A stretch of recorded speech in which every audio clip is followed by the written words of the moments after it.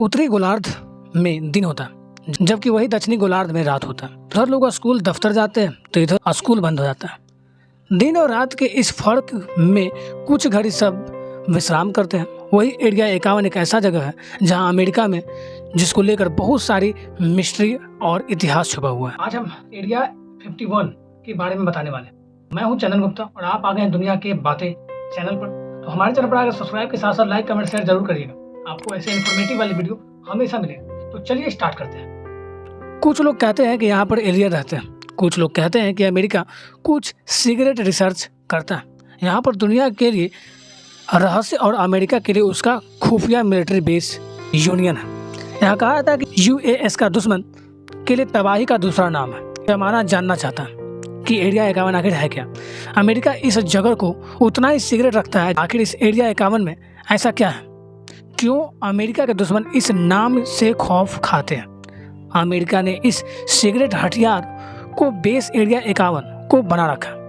Area 51 तक पहुंचकर रास्ता खत्म हो जाता है। यहाँ नो एंट्री का बोर्ड लगा हुआ है।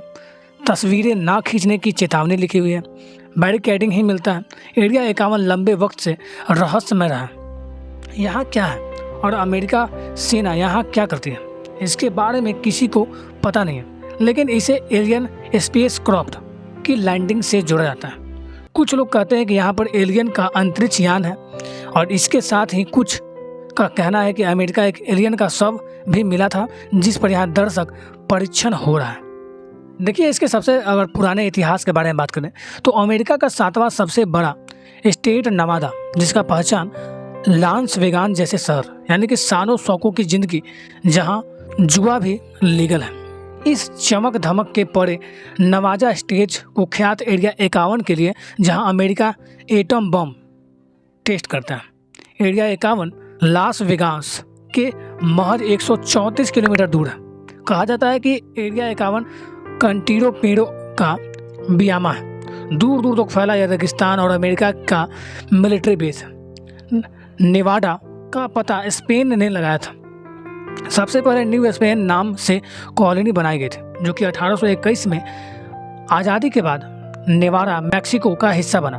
अमेरिका और मैक्सिको के युद्ध के बाद यहाँ पर यूएस पर कब्जा करने के बाद अमेरिका यहाँ सुपर पावर सेना तैयार किया। एरिया 51 से बड़े सुपर फास्ट का डाका दुनिया में बचता है। इस घटना की बात करें तो यहाँ पर कहा जाता है कि यूएफओ जो कि लैंडिंग किया गया था, आप यहाँ पर इमेज में देख सकते हैं। कहा जाता है कि यहाँ पर हर जगह पर यह यूएफओ एलियन का जहाँ तहाँ लैंडिंग किया और यहाँ पर एलियन घूम कर गया।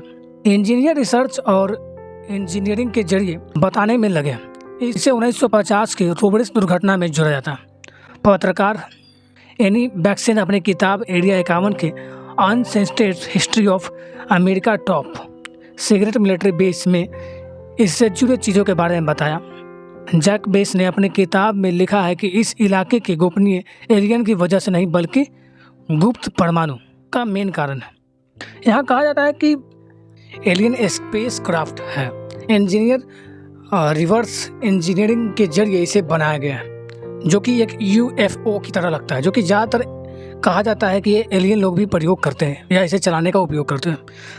पत्रकार जैक बंस ने अपनी किताब के area 51 ancestor history of America top secret military base में इसे जुड़े हुए चीज़ों के बारे में बताया कि जैक बेकेंस ने अपनी किताब में लिखा है कि इस इलाके में गोपनीय एलियन की वजह से नहीं बल्कि गुप्त परमाणु परीक्षण और हथियारों के विकास में इसका भागीदारी से थी।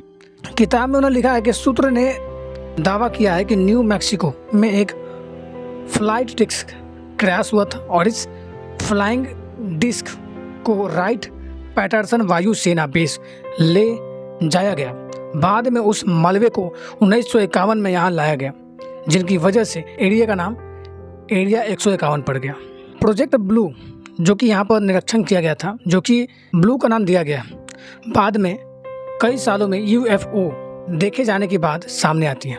1969 में अमेरिका एयरफोर्स ने प्रोजेक्ट ब्लू बंद कर दिया और इस समय तक यूएफओ देखे जाने के 12,000 से ज़्यादा दावों की जांच कर चुका था। प्रोजेक्ट ब्लू खत्म हुआ, लेकिन दक्षिण नेवाडा में एरिया 51 के आसपास यूएफओ देखे जाने के दावा किए जाते हैं, क्योंकि इस प्रतिबंधित इलाके के आसपास आम लोग नहीं जा सकते। ये 24 घंटे और 365 दिन सुरक्षा में रहती थी। कहा जाता है कि इस जगह के बारे में कहानियाँ चल रही है और कहा जाता है कि यहाँ पर रिसर्च इंजीनियरिंग करके एलियन के टेक्नोलॉजी समझने की कोशिश की जाती है, एलियन के बारे में जानकारियाँ हासिल की जाती है और सिग्नल भी भेजकर उससे सिग्नल को रिसीव किया जाता है।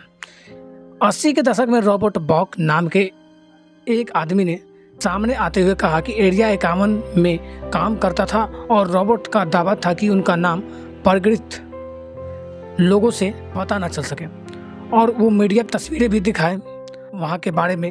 एरिया 51 में रखे एलियन के ऑटोपसी की फोटो है। बाद में एरिया 51 में उसके काम करने का दावा झूठा निकला।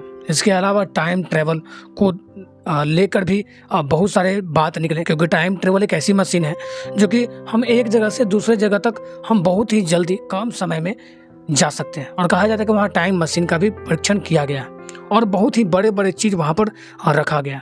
इसके मुताबिक आपको बता दें कि 51 में रखे गए एलियन ऑटोपटी की फ़ोटो है। बाद में एरिया 51 उसमें काम करने का दावा झूठ निकला था, लेकिन वहीं आपको बता दें कि अमेरिका यहाँ पर बहुत समय से आगे और पीछे जाने का रिसर्च कर रहा है और यहाँ पर कहा जाता है कि नील आर्मस्ट्रॉन्ग चांद पर उतरे ही नहीं, यही एरिया 51 में फ़ोटो खींचकर उनके अपोलो 11 चांद पर उतर गया और इसी तरह से रिसीवर का काम किया।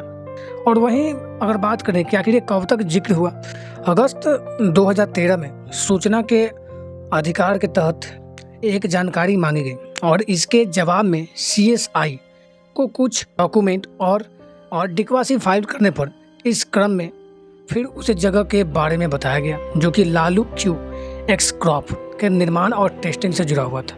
ये एरिया 51 जगह पर थी जिसका पहली दफ़ा यह सार्वजनिक जिक्र हुआ। अमेरिका खुफिया विभाग CSI के अनुसार एरिया 51 1955 में सिगरेट एयरक्राफ्ट की टेस्टिंग होती थी और जब से अमेरिका सेना में CIA के U-2 जासूसी प्लेन की टेस्टिंग शुरू की थी, तब से दरअसल कोल्ड वॉर के वक्त सोवियत और अमेरिका दोनों एक दूसरे के खूब जासूसी करते थे। तभी दोनों एक दूसरे के अलग कदम के जानकारी की जगह अमेरिका को एयरक्राफ्ट नेवी दोनों ही विभाग में टकरार हुआ।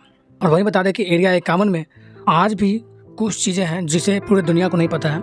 ये एरिया एक बहुत ही बड़ा है जो कि कहा जाता है कि 81 मील में फैला हुआ है और यही बात कहा जाता है कि इस एरिया में बहुत सारे हथियार जो कि परमाणु से लेकर जितने भी बड़े बड़े निरीक्षण देशों से छुप कर किया जाता है और मीडिया वाला का रिपोर्ट उस मीडिया वालों को उस पर ध्यान न पड़ सके, किसी भी देश को कानो कान खबर ना हो सके। और इसीलिए यहाँ पर अलग अलग तरह के UFO और एलियन के निरीक्षण के लिए, एलियन के रिसीवर और सेंडर के लिए, और यहाँ तक कि हर तरह के बातें वहाँ से रिसीव और करके बातों को पता लगाया जाता है कि आखिर इस दुनिया के अलावा भी वहाँ पर किस तरह का दुनिया के बारे में बात। तो मिलते हैं अगले वीडियो में कुछ नई जानकारियों के साथ, कुछ नई बातें के साथ। तब तक के लिए जय हिंद, जय भारत।